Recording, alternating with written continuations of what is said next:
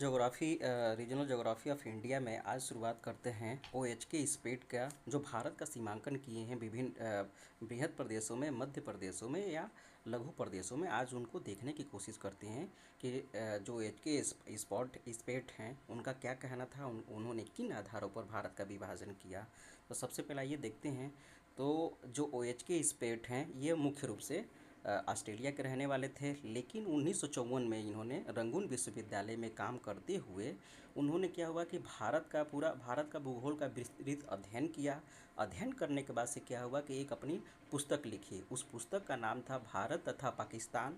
एक प्रादर्शिक अध्ययन, यानी कि India and Pakistan a regional study. उसमें उन्होंने क्या किया कि भारत को मतलब विभिन्न प्रदेशों में, मतलब कि बृहद प्रदेशों में, जैसे मैक्रो रीजन में, फिर मेसो रीजन में या उसके फर्स्ट आर्डर सेकेंड आर्डर में बांटने की बात की। तो आइए देखते हैं कि उन्होंने जो बांटने के लिए आधार लिया था उसमें से प्रदेशों का विभाजन का आधार क्या था। तो सबसे पहले देखते हैं कि उनका जो प्रदेशों का आधार था, प्रदेशों के विभाजन का जो आधार था, उसमें सबसे पहले उन्होंने देखा कि उसकी स्थिति कैसी है, यानी कि लोकेशन। उन्होंने लोकेशन फैक्टर को माना एक आधार उसको वितरित करने के लिए। दूसरा उन्होंने देखा कि जलवायु, यानी कि वहाँ के क्लाइमेट कैसे है, उसके आधार पर उन्होंने बांटने की बात की। जो तीसरा उनका था आधार, वो था प्राकृतिक वनस्पतियाँ, यानी कि नेचुरल वेजिटेशन। उसके बाद से उन्होंने क्या हुआ कि राजनीतिक तत्वों को समाहित करते हुए अपने जो भी डिवीजन थे, अपने जो भी उप विभाजन थे प्रदेशों का, उन्होंने इसको आधार मानते हुए क्या हुआ कि इसको विभाजित करने की बात करते हैं। अब आइए देखते हैं कि उन्होंने कितने भागों में इसको बांटने की बात की है। तो डेडले ये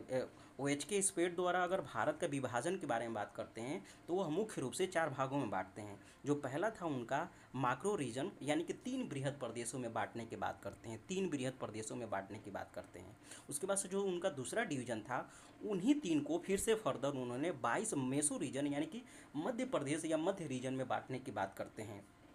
फिर उस 22 मध्य प्रदेश या मेसो रीजन को उन्होंने ये 74 फर्स्ट आर्डर के क्रम में बांटे हैं। फिर उसका उप विभाजन करते हुए उन्होंने 225 सेकेंड आर्डर के रूप में विभाजित करते हैं। यानी कि मुख्य रूप से अगर बात करते हैं तो उन्होंने 3 बृहद प्रदेश में बांटा, जो 32 था वो मेसो रीजन के रूप में बांटा, और फिर से उसके बाद से जो तीसरा था उनका 74 फर्स्ट आर्डर और 225 सेकेंड आर्डर के रूप में उन्होंने पूरे भारत को बांटने की बात की, अपने कुछ मतलब फैक्टर को निर्धारित करते हुए। फिर आइए देखते हैं कि उनका 3 कौन सा बृहद प्रदेश था, फिर से 32 उनका कौन सा मेसो रीजन था। तो जब 3 बृहद प्रदेशों के बारे में बात करते हैं तो जो उनका मुख्य रूप से जो 3 बृहद प्रदेश था उसमें सबसे पहले उन्होंने नॉर्दर्न माउंटेन, यानी कि उत्तरी पर्वतीय प्रदेश के बारे में बात करते हैं। यानी कि बृहद रूप से उन्होंने जो ऊपरी वाला जो क्षेत्र होता है, जो जम्मू कश्मीर क्षेत्र हो गया, चाहे आपका अरुणाचल प्रदेश है या ऐसे कह सकते हैं मणिपुर हो गया, ये मणिपुर वाला क्षेत्र हो गया, नागालैंड वाला क्षेत्र हो गया या असम वाला क्षेत्र हो गया, उसको उन्होंने जितना पर्वतीय क्षेत्र है उसको एक बृहद प्रदेश, यानी कि नॉर्दर्न माउंटेन के रूप में उन्होंने उसको विभाजन किया। दूसरा उनका विभाजन था जस्ट उसके नीचे, यानी कि दक्षिणी जो पर्वतीय क्षेत्र से लगा हुआ जो दक्षिणी क्षेत्र था, जो मैदानी क्षेत्र था, उसको उन्होंने उत्तरी मैदानी क्षेत्र, यानी कि नॉर्दर्न या ग्रेट प्लेन के नाम से उन्होंने उसको डिवीजन करने की बात की। तीसरा जो उनका विभाजन था वो प्रायद्वीपीय भारत, यानी कि पेनिसुलर इंडिया के रूप में, यानी कि 3 बृहद प्रदेशों में बांटा, उत्तरी पर्वतीय प्रदेश, उसके बाद से उत्तरी मैदानी प्रदेश, और तीसरा जो उनका डिवीजन था वो प्रायद्वीपीय भारत के रूप में किया। अब आइए उनको देखते हैं कि एक एक करके फिर से इनको मतलब कि कितने कितने भागों में मैसूर रीजन में बांटने की बात करते हैं। तो जब इसमें सबसे पहले देखते हैं कि जो उत्तरी पर्वतीय प्रदेश था उनका, उत्तरी पर्वतीय प्रदेश को उन्होंने फिर से 5 भागों में बांटने की बात करते हैं।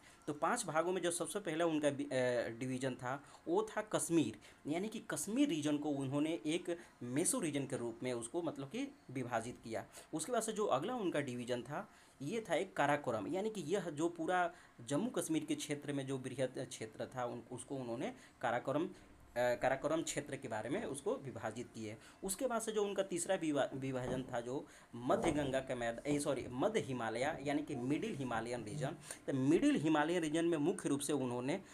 ये क्या बोलते हैं उत्तराखंड और हिमाचल प्रदेश के जो क्षेत्र था उसको शामिल करते हुए उन्होंने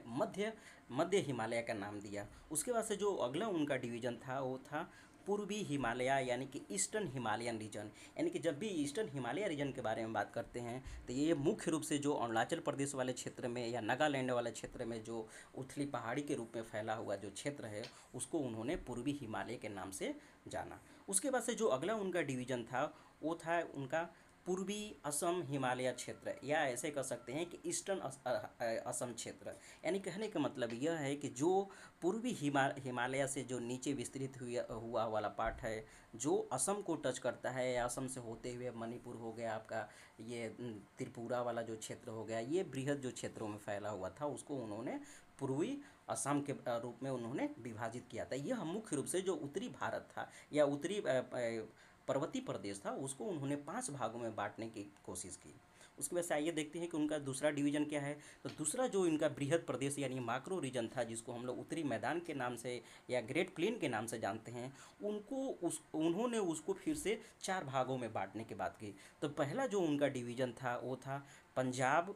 ये पंजाब का मैदान, यानी कि यह वाला जो क्षेत्र है उसको उन्होंने पंजाब मैदान के नाम से जानते हैं। यानी कि अभी हम लोग पिछले वाला जब वीडियो में देख रहे थे, तो जो डेडले स्टेम महोदय हैं, इसको सतलज प्लेन के बारे में बोले थे। यानी कि सतलज प्लेन और पंजाब मैदान लगभग लगभग एक ही है, बस इसको क्या है कि नामकरण अलग अलग किया जाता है। तो इन्होंने अपने नामकरण के आधार पर इन्होंने इसको पंजाब मैदान के नाम में, पंजाब और मैदान के नाम से जाना। अगला उनका जो डिवीज़न था वो गंगा का मैदान। यानी कहने का मतलब यह है कि जो ऊपरी गंगा, जो उसके बाद से मध्य गंगा होता है, यानी कि अपर गंगा मैदान और ये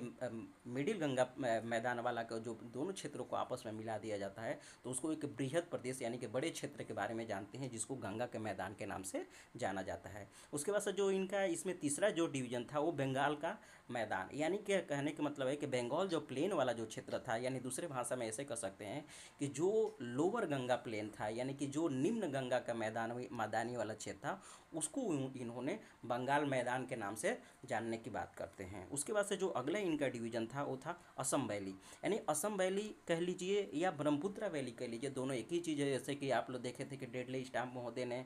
ये जो असम वैली है उसको ब्रह्मपुत्रा वैली के नाम से जानते हैं। यानी कहने का मतलब ये है कि ब्रह्मपुत्रा नदियों द्वारा जो उसके घाटी में जमा करने के बाद से, मलबे को जमा करने के बाद से एक समतली मैदान यानी कि उपजाऊ भूमि का निर्माण होता है, उसी को या तो असम घाटी के मैदान या ब्रह्मपुत्रा के मैदान से जानते हैं। तो उसको कहने का मतलब ये है कि जो उत्तरी मैदानी क्षेत्र था उसको उन्होंने 4 भागों में बांटने की बात करते हैं।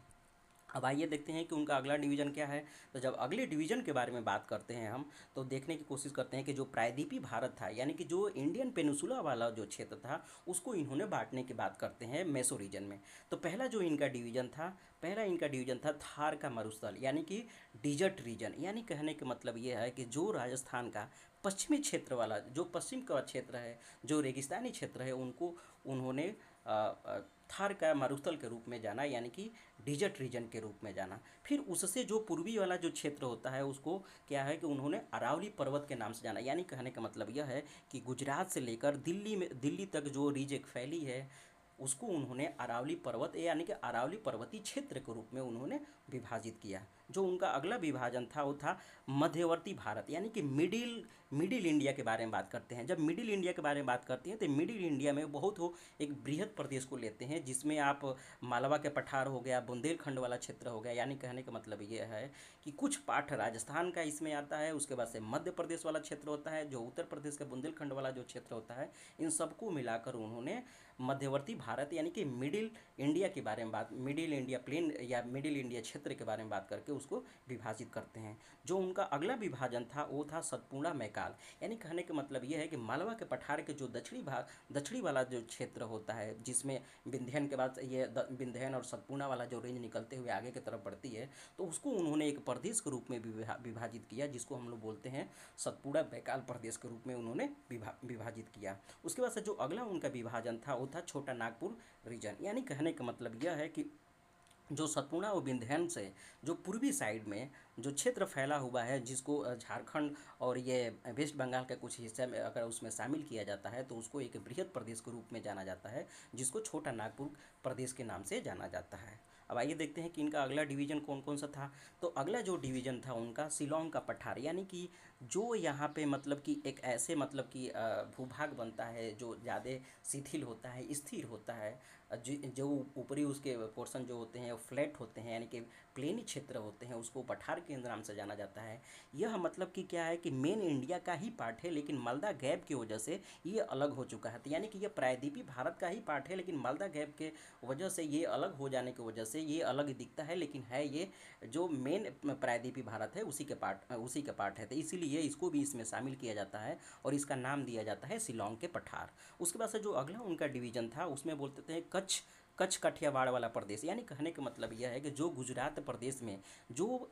पश्चिम की तरफ उभरा हुआ क्षेत्र है या जो अरब सागर की तरफ निकला हुआ जो क्षेत्र है उसको उन्होंने काठियावाड़ कच्छ और काठियावाड़ वाला प्रदेश के रूप में विभाजित करने की बात करते हैं। उसके बाद से जो उसके पश्चिमी साइड यानी कि काठियावाड़ वाला रीजन से जो पश्चिमी साइड बाकी जो गुजरात के पार्ट बचा हुआ क्षेत्र था वो और सौराष्ट्र वाला कुछ पार्ट को मिलाकर उन्होंने गुजरात प्रदेश या गुजरात प्लेन के बारे में बात करते हैं, उस क्षेत्र में उन्होंने बांटने की बात की। उसके बाद से अगला जो उनका डिवीज़न होता है कोंकण प्रदेश, यानी कोंकण वह प्रदेश है जो आप ध्यान से देखिए तो यहाँ पता चलता है कि जो वेस्टर्न घाट के पश्चिमी क्षेत्र में जो तटवर्ती जो मैदानी क्षेत्र है उसको उन्होंने एक प्रदेश के रूप में विभाजित किया जिसको हम लोग कोंकण प्रदेश के रूप में जानते हैं। फिर उसके बाद से देखते हैं कि जो अगला उनका डिवीज़न था उसको वो उन्होंने गोवा केनरा प्रदेश के नाम से जानते हैं, यानी कि जो कोंकण रीजन से नीचे वाला जो क्षेत्र था यानी कि मालाबार से ऊपर और कोंकण के बीच वाला जो क्षेत्र था उसको उन्होंने गोवा केनरा मैदानी क्षेत्र के बारे में। ये जो दोनों क्षेत्र है कोंकण या गोवा केनरा वाला जो क्षेत्र है वह वही क्षेत्र है जो वेस्टर्न घाट के पश्चिमी साइड में जो तटवर्ती क्षेत्र है जो मतलब मैदानी क्षेत्र है, एक समतली क्षेत्र है जो कि समुद्र से इसका लगता हुआ जो वाला क्षेत्र है उसको इन्होंने विभाजित करने की बात की। तो जो ऊपर वाला पोर्शन था उसको कोंकण रीजन वाला क्षेत्र में बांटा, जो उसके जस्ट नीचे वाला था उसको उन्होंने गोवा केनरा के नाम से जाना। अब आइए आगे वाला देखते हैं। अब गोवा केनरा के बाद वाला जो क्षेत्र था उसको उन्होंने केरला मालाबार प्रदेश के रूप में बांटने की बात की। यानी कहने का मतलब यह है कि जो यहाँ पे पूरा बृहद क्षेत्र बचा हुआ था, ये वाला जो बृहद क्षेत्र बचा था, क्योंकि ये आपका कोंकण हो गया, ये आपका गोवा केनरा वाला क्षेत्र हो गया, यह वाला जो क्षेत्र है जो केरला में खास करके पड़ता है, यह जो मैदानी क्षेत्र है उसको उन्होंने केरला मालाबार प्रदेश के रूप में विभाजित करने की बात करते हैं। उसके बाद से जो अगला उनका डिवीजन था वो था वेस्टर्न घाट। अब वेस्टर्न घाट के बारे में बात करते हैं तो देखिए ये नैरो जो सरकरी वाली जो क्षेत्र है पूरा जो मतलब कि उथला हुआ भाग है या ऐसे कर सकते हैं कि जो ब्लॉक माउंटेन का पार्ट है उठा हुआ भाग है उनको उस सभी को मतलब कि सरकरी जो पहाड़ी क्षेत्र था उसको एक बृहद प्रदेश के रूप में उन्होंने विभाजित किया जिसका उन्होंने नाम दिया था पश्चिमी घाट यानी कि वेस्टर्न घाट के रूप में उन्होंने जाना। उसके बाद से अगर अगला डिवीजन के बारे में बात करते हैं तो अगला जो उनका डिवीजन था महाराष्ट्र दक्कन लावा प्रदेश, यानी कहने का मतलब है कि जो संपूर्ण रूप से जो महाराष्ट्र वाला जो क्षेत्र है यानी कि जो महाराष्ट्र का दक्कन लावा वाला प्लेट है उस संपूर्ण या पूर्ण रूप से आप देखेंगे तो ये जो महाराष्ट्र राज्य है उसमें फैला हुआ जो बृहद प्रदेश है उसको इन्होंने महाराष्ट्र दक्कन लावा प्रदेश के रूप में विभाजित किया। फिर उसके बाद से अगला जो डिवीजन देखते हैं कर्नाटका प्रदेश यानी कर्नाटका रीजन के बारे में बात करते हैं तो जो महाराष्ट्र दक्कन लावा प्लेट के नीचे प्लेन वाला जो क्षेत्र था उसके जस्ट नीचे वाला जो क्षेत्र है उसको उन्होंने कर्नाटका प्रदेश यानी कि कर्नाटका रीजन के रूप में उन्होंने उसको डिवीज़न किया। फिर अगला उनका देखते हैं कि डिवीज़न क्या है तो इसमें देखते हैं हम लोग दक्षिणी पर्वतीय प्रदेश, यानी कि जो कर्नाटका प्लेन के जो नीचे वाला जो कर्नाटका जो प्रदेश के नीचे वाला जो क्षेत्र था जो बृहद रूप से फैला हुआ क्षेत्र था जिसमें आपका नीलगिरी भी शामिल है, फिर और केरला वाला जो क्षेत्र शामिल है उसको उन्होंने यानी कि फिर उसे कार्डमम हिल वाला जो क्षेत्र आता है उन सबको शामिल करते हुए उन्होंने दक्षिणी पर्वतीय प्रदेश यानी कि साउदर्न माउंटेन के बारे में बात करते हैं और उसको क्या हुआ कि एक प्रदेश के रूप में चिन्हित किया। फिर अगर उनका अगला विभाजन देखने के बारे में बात करते हैं तो जो अगला उनका विभाजन था वो महानदी घाटी था, यानी कि महानदी घाटी वाला जो क्षेत्र यह वाला क्षेत्र है जो उड़ीसा और छत्तीसगढ़ वाला क्षेत्र में महानदियों द्वारा यानी महानदी द्वारा जो उस क्षेत्र में निर्मित मैदान है यानी कि भूभाग है उसको उन्होंने महानदी घाटी वाला क्षेत्र के बारे में बात की, यानी कि उन्होंने इसका डिवीजन एक किया। उसके बाद से जो अगला देखते हैं वो था तेलंगाना प्रदेश, यानी कि तेलंगाना वाला जो क्षेत्र था। अब जब तेलंगाना वाला क्षेत्र के बारे में बात करते हैं तो यह भी बृहद रूप से आप देखेंगे कि जो तेलंगाना है वहाँ पे, फिर उसके बाद से जो महाराष्ट्र है उस वाले क्षेत्र में और कुछ पार्ट इसका देखेंगे कर्नाटका, यानी कि महाराष्ट्र कर्नाटका और संपूर्ण रूप से तेलंगाना वाला जब क्षेत्र को मिलाते हैं तो उन्होंने एक इसको प्रदेश का नाम दिया था जिसको तेलंगाना प्रदेश के रूप में हम जानते हैं। अगला जो उनका डिवीजन था पूर्वी घाट। अब पूर्वी घाट के बारे में अगर बात करते हैं तो यह मुख्य रूप से यहाँ फैले हुए जो क्षेत्र होते हैं, यानी कहने का मतलब है कि महानदी के जस्ट बाद वाला जो क्षेत्र होता है उसके बाद जो क्षेत्र फैला हुआ है उसको उन्होंने पूर्वी घाट की संज्ञा दी थी, यानी कि पूर्वी घाट के नाम से जाना जाता है और उसको उन्होंने एक उप विभाजन में एक प्रदेश की संज्ञा दी, यानी कि उसको एक प्रदेश समझा। उसके बाद से जो अगला उनका डिवीजन होता है वो होता है महानदी ब्राह्मणी क्षेत्र, ब्राह्मणी डेल्टा क्षेत्र। यानी कहने का मतलब है कि जब महानदी और ब्राह्मणी नदी जब आगे प्रवाहित होते हुए बंगाल की खाड़ी में जब जाती है तो वहाँ पे क्या करती है, एक मतलब कि डेल्टा के निर्माण करती है। यानी कि जब डेल्टा के निर्माण करती है तो कहीं ना कहीं आप देखेंगे कि उसके आसपास उपजाऊ भूमि भी होती है, लोगों का बसाव होता है। तो इस पूरे क्षेत्रों को उन्होंने अपने एक प्रदेश के रूप में शामिल करते हुए उनको वो एक प्रदेश का नाम दिए या प्रदेश के रूप में चिन्हित किए, जिसको हम लोग बोलते हैं महानदी ब्राह्मणी डेल्टा रीजन। यानी कि महानदी ब्राह्मणी डेल्टा वाला जो क्षेत्र कहेंगे, ये जो बंगाल की खाड़ी वाला लगा हुआ जो क्षेत्र है, जो तटवर्ती क्षेत्र है, उसको उन्होंने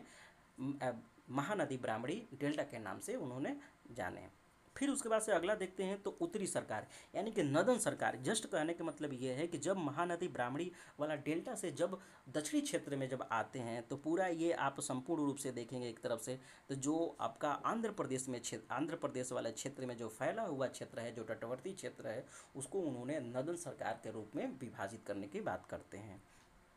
उसके बाद से जो अगला उनका डिवीजन था, यह मुख्य रूप से था तमिलनाडु प्रदेश, यानी कि तमिलनाडु रीजन के बारे में बात करते हैं। जब तमिलनाडु रीजन के बारे में बात करते हैं तो यह मुख्य रूप से जो तमिलनाडु वाला जो क्षेत्र होता है या तमिलनाडु में जो उत्तरी क्षेत्र होता है, उसको उन्होंने उसमें शामिल करते हुए पूरे उस बृहद प्रदेश को तमिलनाडु रीजन के नाम देते हैं। उसके बाद से जो अगला उनका डिवीजन था, यह मुख्य रूप से जो अगला उनका दो डिवीजन है वो मतलब कि जो आइलैंड है, जो द्वीप है, उसके बारे में बात करते हैं। तो मुख्य रूप से अगर इंडिया के द्वीपों के बारे में बात करते हैं तो आपको पता होगा कि इंडिया में मुख्य रूप से दो द्वीप है, एक को बोलते हैं लक्षद्वीप द्वीप बोलते हैं, फिर एक दूसरे का जो नाम है अंडमान और निकोबार द्वीप समूह होता है। तो यानी कहने का मतलब है कि जो उनका अरब सागर में जो पश्चिमी मतलब कि भारत के पश्चिमी क्षेत्र में जो अरब सागर में छोटे छोटे आइलैंड मिलते हैं या ग्रुप ऑफ आइलैंड मिलते हैं, उसको हम लक्षद्वीप आइलैंड के नाम से जानते हैं, यानी कि लक्षद्वीप क्षेत्र के रूप में जानते हैं। तो उसको उन्होंने एक प्रदेश के रूप में विभाजित किया। फिर अगला जो उनका डिवीजन था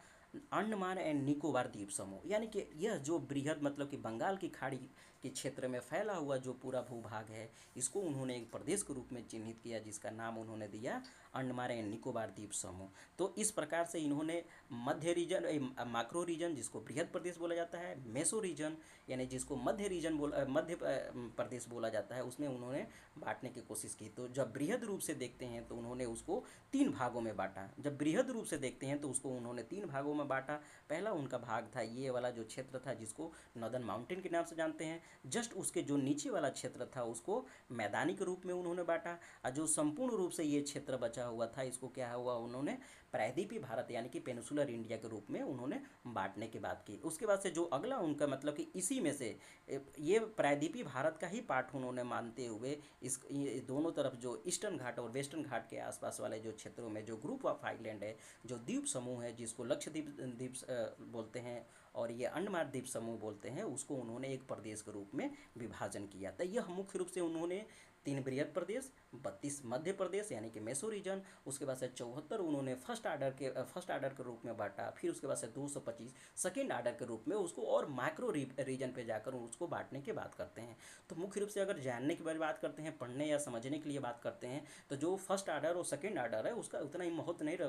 रह जाता है, क्योंकि वो मतलब कि 74 और 225, जो फर्स्ट आर्डर 74 है, सेकेंड आर्डर 225 है, उतना किसी को याद रखना या किसी को समझ पाना आसान नहीं है। इसलिए मुख्य रूप से इसमें जो बृहद प्रदेश होता है यानी कि मैक्रो रीजन होता है, जो मध्य प्रदेश यानी कि जो मेसो रीजन होता है, आप अगर उतना भी समझ पाते हैं, उसको भी पढ़ लेते हैं, तो ये पर्याप्त होता है। तो मुख्य रूप से आपको बस यही दो डिवीजन पढ़ना है, बाकी का बस पता होना चाहिए कि फर्स्ट आर्डर और सेकेंड आर्डर में उन्होंने विभाजित करने की बात कही है। आपको उसको ज़्यादा एक्सटेंसिव जाकर पढ़ने की आवश्यकता नहीं है। अगर मोटा मोटे तौर पर अगर आपको 3 और 32 पता है तो ये पर्याप्त होता है। Thank you.